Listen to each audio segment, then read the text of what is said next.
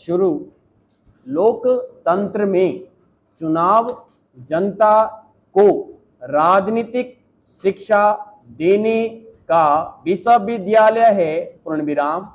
मानव समुदाय एवं शासन व्यवस्था की अवधारणाओं पर गौर करने से यह स्पष्ट हो जाता है कि जवाहरलाल नेहरू का यह कथन बिल्कुल सही है, पूर्णविराम।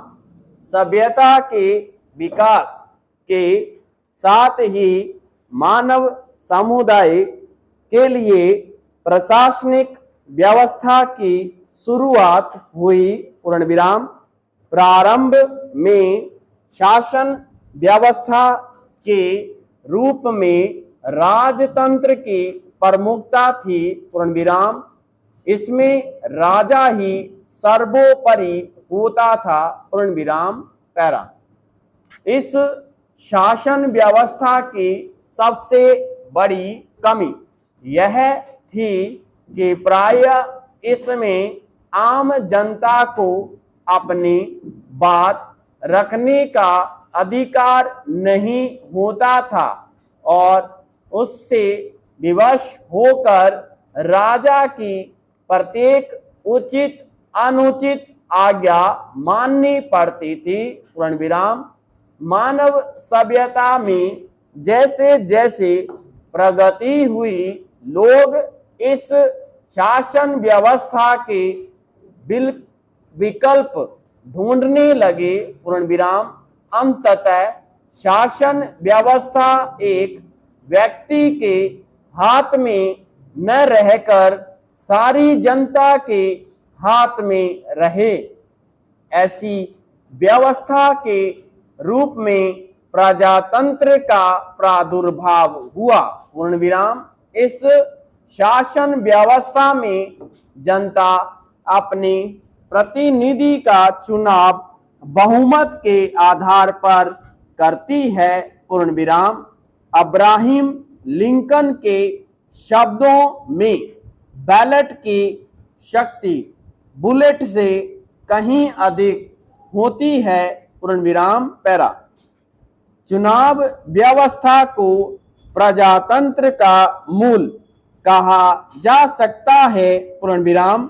प्रजातांत्रिक शासन में राज्य की अपेक्षा व्यक्ति को अधिक महत्व दिया जाता है, पूर्णविराम। राज्य व्यक्ति के विकास के लिए पूर्ण अवसर प्रदान कराता है, पूर्णविराम। जिस तरह व्यक्ति और समाज को अलग करके दोनों के अस्तित्व की कल्पना नहीं की जा सकती, ठीक उसी प्रकार प्रजातांत्रिक शासन व्यवस्था में प्रजा और सरकार को अलग अलग नहीं देखा जा सकता, पूर्णविराम। अतः प्रजातंत्र में चुनाव अत्यंत महत्वपूर्ण है, पूर्णविराम। भारत ने भी स्वतंत्रता के बाद प्रजातांत्रिक व्यवस्था को स्वीकृति प्रदान की और इसी के साथ जनता को एक निश्चित अंतराल के बाद अपने प्रतिनिधियों को चुनने का अधिकार मिला, पूर्णविराम। 26 जनवरी 1950 को भारत गणतंत्र बना, पूर्णविराम। इसके बाद वयस्क मताधिकार के आधार पर भारत में पहला आम चुनाव वर्ष 1951-52 में हुआ, पूर्णविराम। पहले मतदान करने की न्यूनतम आयु सीमा 21 वर्ष थी, पूर्णविराम। 1979 में 61वें संविधान संशोधन के द्वारा न्यूनतम आयु सीमा को 21 वर्ष से घटाकर 18 वर्ष कर दिया गया, पूर्णविराम। पैरा। भारत के विभिन्न प्रकार के चुनावों को नियंत्रित एवं संचालित करने के लिए भारतीय संविधान ने चुनाव आयोग की स्थापना का प्रावधान किया है। पूर्ण विराम। इसमें एक मुख्य आयुक्त होता है जिसकी नियुक्ति राष्ट्रपति करता है। पूर्ण विराम।